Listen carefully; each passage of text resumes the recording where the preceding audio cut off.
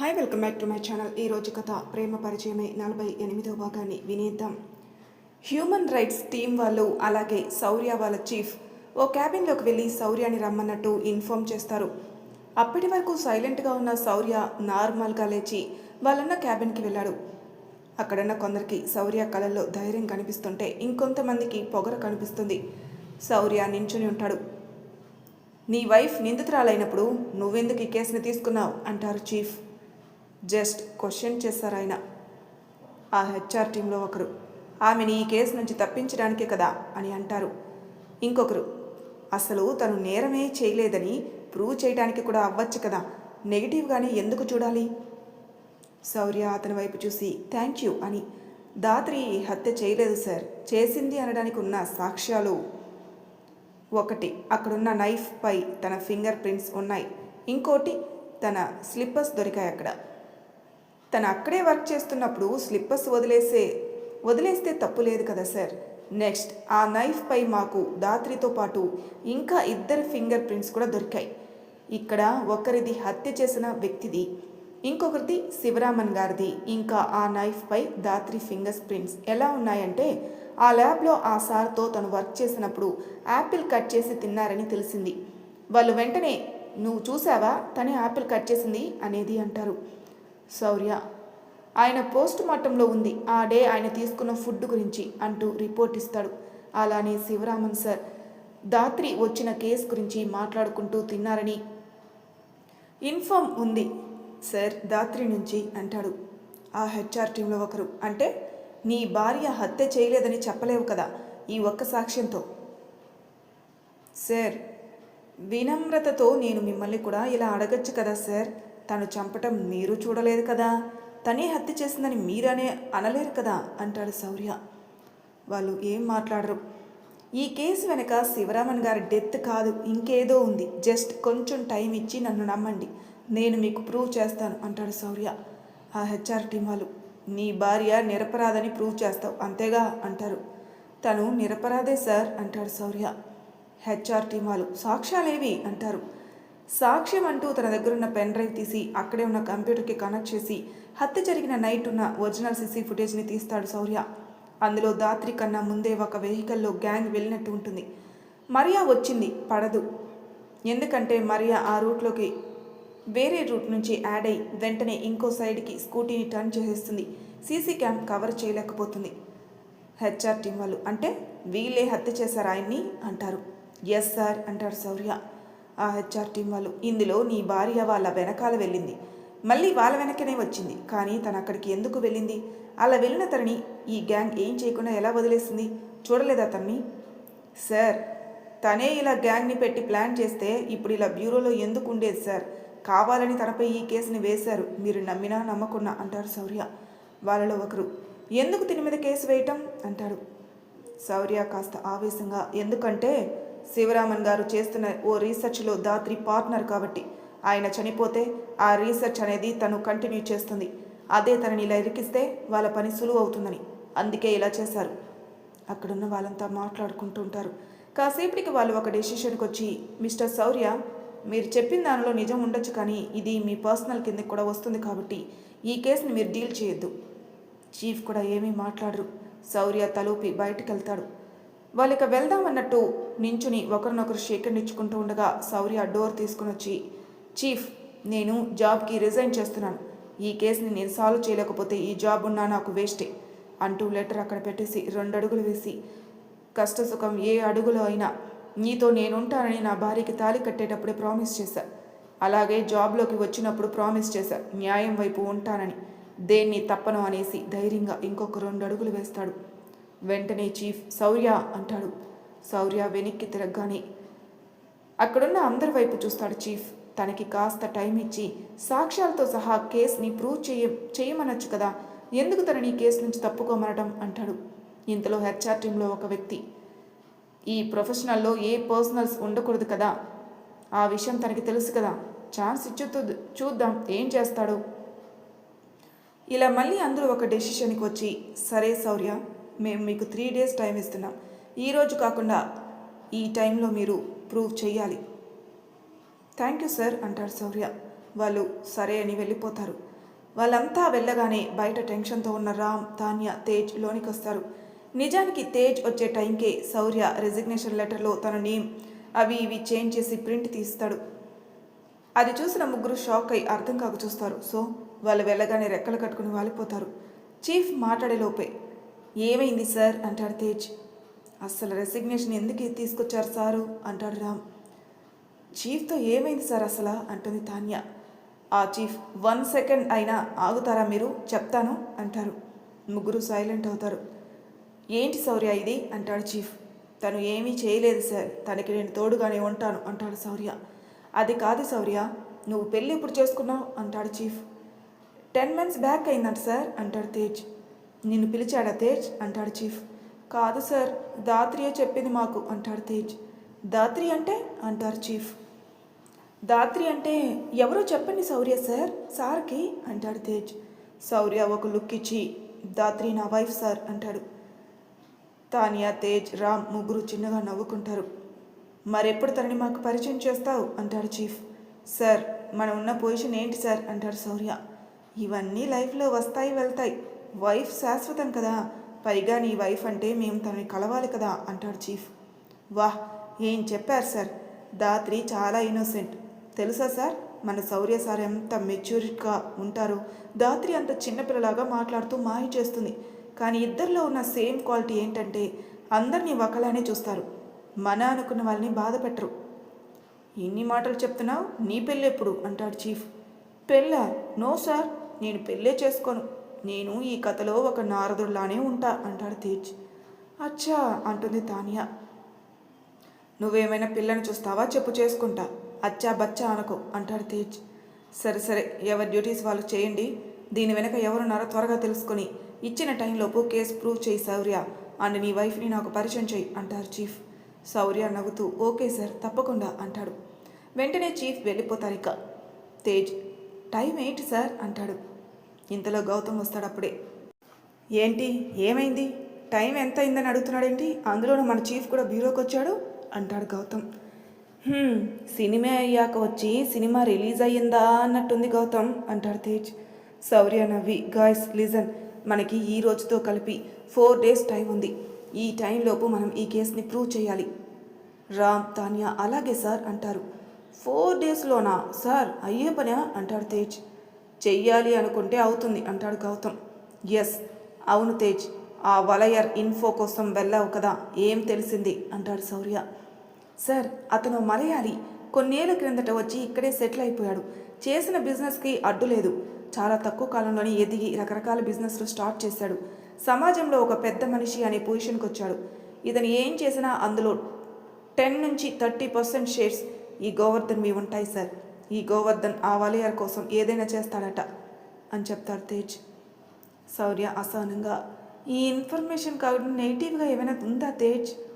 నెగిటివ్గా అంటే సార్, 2008లో ఇతను ఒక మర్డర్ చేశాడంట అన్నట్టు ఒక కేసు రికార్డ్ అయ్యి ఉంది. అయితే ఆ కేసులో గోవర్ధన్ నేను చేశానని తనే జైలు శిక్ష అనుభవించాడంట సార్. ఓకే, ఈ పాయింట్ చాలు, ఈ గోవర్ధన్ వాడికి ఎంత ప్రియభక్తుడు అనేది తెలుస్తుంది అంటాడు శౌర్య.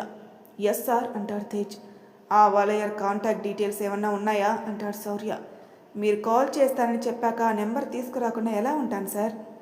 మరి లేట్ ఎందుకు చెప్పు అంటూ శౌర్య మొబైల్ తీస్తాడు. తేజ్ నెంబర్ చెప్పడంతో శౌర్య కాల్ చేస్తాడు. అటువైపు ఎవరూ కాల్ లిఫ్ట్ చేయరు. శౌర్య భయపడ్డారా ఏంటి అని మళ్ళీ చేస్తాడు, అయినా లిఫ్ట్ చేయడు. దానితో గోవర్ధన్ నెంబర్ ఉందా తేజ్ అంటాడు. వాడి డోర్ నెంబర్తో సహా తెచ్చాను సార్ అంటాడు తేజ్. తాన్య నవ్వుతుంది తేజ్ మాటలకి. గుడ్, చెప్పు అంటాడు. తేజ్ నెంబర్ చెప్పడంతో శౌర్య కాల్ చేస్తాడు.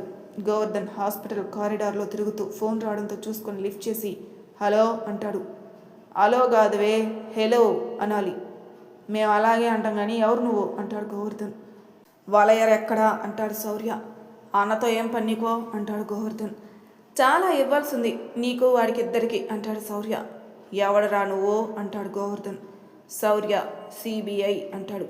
గోవర్ధన్ ఫోన్ పట్టుకున్న చెయ్యి వణుకుతుంది. కాసేపటికి గోవర్ధన్ ఏం మాట్లాడలేకపోవడంతో శౌర్య మాట్లాడు, మాటలు ఆగిపోయాయేంటి అంటాడు. నువ్వు నా నెంబర్కి అంటాడు గోవర్ధన్. నీ అన్న నెంబర్కే కాల్ చేశారా, వాడు తీయట్లేదే అంటాడు శౌర్య. అయితే ఏంటి ఇప్పుడు అంటాడు గోవర్ధన్. శౌర్య నవ్వి అంతలోనే కోపంగా వర్డ్స్ని నొక్కి పలుకుతూ, ప్రెగ్నెంట్ అని తెలిసి కూడా తనని ఇబ్బంది పెట్టావు కదా, నీకు నా చేతిలో ఉంటుంది, రాసుకో. అలాగే ఆ వలేరికి చెప్పు, ఇంకో 4 రోజుల్లో వాడు సంపాదించుకున్న పేరుని పరువుని నాశనం చేస్తానని అంటాడు. అంతవరకు నువ్వు బ్రతుకుండాలి కదరా అంటాడు గోవర్ధన్. హహహ, నాతోనే ఆట, సరే చూద్దాం ఎవడికి ఏముడవుతాడు అని కాల్ కట్ చేస్తాడు శౌర్య. గోవర్ధన్ కాల్ కట్ అయ్యింది అనుకున్నాక అన్న ఇలా ఉన్నాడని తెలిస్తే వాడు ఇంకా రెచ్చిపోతాడే, అయినా బాబు వస్తున్నాడు కదా, వాడిని చిటికలో చంపేస్తాడు అనుకుంటాడు. శౌర్య కాల్ కట్ చేశాక, గాయస్ బీ అలర్ట్, ఒంటరిగా తిరక్కండి, ఎక్కడికి వెళ్ళినా అందరూ టచ్లో ఉండండి. వాళ్ళంతా ఎస్ సార్ అంటారు. ఇంతకీ దాత్రి ఏమైనా చెప్పిందా కేసు గురించి అంటాడు గౌతమ్. మేమిద్దరం అస్సలు మాట్లాడుకున్నదే లేదురా, వెళ్దాం బట్ స్ప్లిట్ అయ్యి సెపరేట్ రూట్స్లో ఒకే డెస్టినేషన్కి వెళ్దాం. అండ్ అందరూ గుర్తుంచుకోండి, మీరు ఎక్కడికి వెళ్ళినా ఏం చేస్తున్నా మీ చుట్టూ ఏం జరుగుతుందనే దానిపై కాన్సన్ట్రేషన్ చేస్తూ ఉండండి. అందరూ అలాగే అన్నట్టు తలూపుతారు. శౌర్య అడ్రస్ చెప్పి స్టార్ట్ అవుతాడు. అందరూ శౌర్య చెప్పినట్టు డిఫరెంట్ రూట్లో ఒకే డెస్టినేషన్కి చేరుకుంటారు. అంతకన్నా ముందు ఇప్పటి వరకు మన దాత్రి ఏం చేసిందో తెలుసుకోవాలి కదా, చూద్దాం పదండి. ఆ మెయిల్ చూశాక తల పట్టుకుని కూర్చొనున్న దాత్రి చాలాసేపు ఆలోచిస్తుంది. ఆ తర్వాత కాసేపటి మొబైల్ తీసుకుని బయటకు వచ్చి సుధాకి కాల్ చేసి లైలా నెంబర్ తీసుకుని లైలాకి కాల్ చేస్తుంది. లైలా కొత్త నెంబర్ అవడంతో ఎవరై ఉంటారో అన్నట్టు కళ్ళు నలుపుకుంటూ లిఫ్ట్ చేయక, దాత్రి రూమ్లోనే ఉన్నావా లైలా అంటుంది. హే దాత్రి, ఏంటి సర్ప్రైజ్ అంటుంది లైలా. అడిగిన ప్రశ్నకి ఆన్సర్ చేయి ముందు అంటుంది దాత్రి. హా దాత్రి అంటుంది లైలా. సరే, అక్కడున్న సెల్ఫ్లో సెకండ్ రోలో సెకండ్ సెల్ఫ్లో ఓ కార్డు ఉంటుంది, దాని మీద ఉన్న నెంబర్ చెప్తావా? ఓకే అంటూ చూసి దొరకడంతో నెంబర్ చెప్తుంది లైలా. దాత్రి ఆ నెంబర్కి వెంటనే కాల్ చేసి, hello Den. Den, yes, who are you అంటాడు. ఆ రోజు ల్యాబ్లో కార్డు ఇచ్చారు, టచ్లో ఉండమన్నారు కదా డెన్, గుర్తున్నానా? దాత్రి అంటుంది. ఆపకుండా తెలుగు మాటలు, ఆ వాయిస్ అర్థమైన Den, hi little girl, how are you అంటాడు. ఐ నీడ్ యువర్ హెల్ప్ అంటుంది దాత్రి. టెల్ మీ యార్ అంటాడు డెన్. దాత్రి తన పరిస్థితి అంతా వివరిస్తుంది. ఇంతకీ డెన్ ఎవరంటే, దాత్రి యూఎస్ వెళ్ళింది కదా ఒకప్పుడు ఓ ల్యాబ్లో ఇంటర్న్ కోసం. అప్పుడు అక్కడున్న టాప్ మోస్ట్ సైంటిస్టులో ఒకరు. ఆయనకి దాత్రిపై ఉన్న ఇంప్రెషన్ ఎంత అంటే, తను ఇండియాలో ఎక్కడ జాయిన్ అవుతుందో తెలుసుకుంటారు. టాలెంట్ ఉన్న పీపుల్ని వదలబుద్ధి కాదు కదా, అలా. దాత్రి పరిస్థితి విన్న Den, cool little girl, I have a good friend in WHO. Dhatri, I know, that's why I need your help Den అంటుంది. Okay, just give me 5 minutes అని కాల్ కట్ చేస్తాడు డెన్. ఆయన ఫ్రెండ్కి కాల్ చేస్తాడు. అతను అక్కడ హెడ్ లాంటివాడు. డెన్ కాల్ చేసి దాత్రి తరపున విషయం చెప్పి రిక్వెస్ట్ చేస్తాడు. అతను ఆలోచించి ఏదో చెప్పి కాల్ కట్ చేస్తారు. దాత్రి డెన్ కాల్ కోసం వెయిట్ చేస్తుండగా తన ఫోన్కు ఒక మెయిల్ వస్తుంది. అది చూసిన దాత్రి ఆలోచిస్తూ తనలో తను ఏదో అనుకుని తలోపుకుంటుంది. ఆ మెయిల్ ఏముందంటే, దాత్రిని వాళ్ళు ట్రస్ట్ చేయాలంటే వితిన్ 3 daysలో ప్రూఫ్తో సహా తనని ప్రూవ్ చేసుకోవాలి. శివరామన్ గారి హత్యకి తనకి ఏ సంబంధం లేదని, అప్పుడు వాళ్ళు నెక్స్ట్ స్టెప్ తీసుకుంటామని ఉంటుంది. ఇంతలో డెన్ కాల్ చేయడంతో దాత్రి లిఫ్ట్ చేసి, ఆ మాత్రమైనా టైం దొరికినందుకు, తనకంటూ ఒక ఛాన్స్ ఇచ్చినందుకు హ్యాపీ అని చెప్పి అతనికి థ్యాంక్స్ చెప్తుంది. It's my pleasure little girl, all the best అంటాడు డెన్. థ్యాంక్ యూ డెన్ అని మళ్ళీ ఏమనుకుందో నార్మల్గా, వాట్ అబౌట్ యువర్ డాటర్ అంటుంది. షీ ఈజ్ గుడ్ అంటాడు. Okay Den, I will connect you later అంటుండగా శౌర్య వస్తాడు. ఇంతలో డెన్ ఏమడిగాడు దాత్రి దాని గురించి చిన్న స్మైల్తో ఆన్సర్ చేస్తూ ఉంటుంది. లోపలికి వచ్చిన శౌర్యకి దాత్రి కాల్లో మాట్లాడుతూ కనిపిస్తుంది, గోవర్ధన్పై కోపంతో. ఆ ఆలోచనలో ఉన్న శౌర్యకి దాత్రిని చూడగానే ఆ కోపాన్ని మరిచిపోయి కెంపులు అద్ది ఉన్న తన పెదవుల్ని అలా చూస్తూ వస్తుంటాడు. అలానే మైకంలో వచ్చి దాత్రి పెదవుల్ని అందుకోబోతుంటే ఒక్కసారిగా ఆశ్చర్యంగా ఉలిక్కిపడ్డ దాత్రి కొంచెం దూరంలోనే తనని చూస్తూ ఉన్న శౌర్య కనిపించడంతో దాత్రి కళ్ళతోనే అలా చూడకు అని వారించి డెన్తో, I have a small work, bye అంటుంది. బాయ్ లిటిల్ గర్ల్ అంటాడు డెన్. దాత్రి కాల్ కట్ చేసి, చూపులతో చంపేస్తారంటే ఏదో అనుకున్నా, చూడడం కూడా తప్పేనా అంటాడు శౌర్య. చూడడం తప్పు కాదు, మనసులో ఏదో అనుకుని చూడడం తప్పు అంటుంది. శౌర్య నవ్వి, ఏమనుకున్నాను మనసులో? నీ మనసేగా, అడిగే శౌర్య అంటుంది దాత్రి. ఆ మనసులో ఉందని నువ్వే కదా చెప్పే దాత్రి అంటూ తనకి దూరంగా వెళ్తున్న దాత్రి చేయి పట్టుకుంటాడు. ఇంతలో తేజ్ వస్తాడు. ధాత్రి చేయి పట్టుకున్న శౌర్యాన్ని చూసి, సార్ ఏం చేస్తున్నారు? నేను అడిగిన దానికి సమాధానం చెప్పకుండా వెళ్తుంది తేజ్, అందుకే చేయి పట్టుకున్నాను అంటాడు శౌర్య. ధాత్రికి కేసు గురించి ఏం తెలుసో అడిగి తెలుసుకుందామని వీళ్ళు వచ్చారు కదా ఇక్కడికి. ఆ ఉద్దేశంతో తేజ్, మేం కూడా ఆ సమాధానం కోసం వచ్చాం ధాత్రి, చెప్పు. ధాత్రి వింతగా చూసి, ఏంటి శౌర్య ఇది? శౌర్య నవ్వుతూ, చెప్పు ధాత్రి అంటాడు. మిస్టర్ శౌర్య, నాకు చాలా వర్క్స్ ఉన్నాయి, నన్ను డిస్టర్బ్ చేయకండి అంటూ చేయి విడిపించుకుంటుంది. ధాత్రి తన మాటలకి ఉడుక్కుని చాలా రోజులు అవడంతో అలా నవ్వుతూ చూస్తూ తన వెనక వెళ్తాడు. అక్కడ హర్ష కనిపిస్తాడు.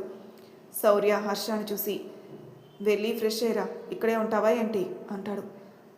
వెళ్తున్నాను శౌర్య అని అక్కడి నుంచి వెళ్తాడు హర్ష. శౌర్య ఒక చోట కూర్చుంటాడు. తేజ్ నించుని ఉంటాడు. ధాత్రి బాడీలో దొరికిన కెమికల్ని పరీక్షిస్తూ ఉంటుంది. తాన్యా కూడా వస్తుంది. అలాగే గౌతమ్, రామ్ కూడా వచ్చాక శౌర్య, ఈ అమ్మాయిల డెత్ వెనుక కారణం ఏంటి ధాత్రి అని అడుగుతాడు. ధాత్రి చేసే పని ఆపి తలెత్తి, తనని అందరూ చూస్తుండడంతో గర్భాశయం పగలటం వల్లే వచ్చే పెయిన్తో చచ్చిపోతున్నారు శౌర్య. గర్భాశయం ఎందుకు పగిలిపోతుంది ధాత్రి అంటాడు శౌర్య. అదే నాకు తెలియట్లేదు, కానీ ఆ గర్భాశయంలో ఒక కెమికల్ ఉంది శౌర్య, దాని రియాక్షన్ వల్ల అనుకుంటున్నాను ఏంటి ధాత్రి, నువ్వు ఫైండ్ చేయలేకున్నావా, అసలు ఏమవుతుంది అంటూ లేచి నిలబడతాడు శౌర్య. అనుకుంటున్నానని ఎందుకు అంటున్నానంటే నాకు అస్సలు అర్థం కావట్లేదు శౌర్య, ఇలాంటి పవర్ఫుల్ కెమికల్ ఎలా వచ్చి ఒక అమ్మాయి గర్భాశయంలో చేరుతుంది, ఏ పార్ట్ని ఇంపాక్ట్ చేయకుండా, అండ్ ఎలా గర్భాశయం పగిలిపోతుంది, ఆ కెమికల్ మేబీ ఆ గర్భాశయాన్ని తినేస్తుంది అంటే అంటుంది తాన్యా. అంటే బ్లీచింగ్ని బట్టలకు వాడితే ఎలా క్లోత్ పాడై చిరిగిపోతాయో అలా ఈ కెమికల్ ఏ పార్ట్ని అయినా నశించేలా చేస్తుంది, కానీ ఇక్కడ గర్భాశయం పగిలిపోతుంది. ఇందులో బాధపడే విషయం ఏంటి అంటే ఇలా మరణించిన వారిలో అప్పుడే ప్రెగ్నెన్సీ వచ్చిన అమ్మాయిలు చాలామంది ఉన్నారని లో వాయిస్లో చెప్తుంది. ఇప్పటికీ ఎంతమంది చనిపోయి ఉంటారు అంటాడు శౌర్య. మేబీ ఓ 200 పీపుల్ ఉంటారు శౌర్య. అందరూ సైలెంట్గా ఉంటారు. దేశంలో ఇంతమంది అమ్మాయిలు చనిపోయారని తెలియటంతో ఇలా అయితే ఎలా, ఈ డెత్ని ఆపాలంటే, ఈ మరణాలు ఆపాలంటే ఎలా మరణిస్తారో తెలియాలి.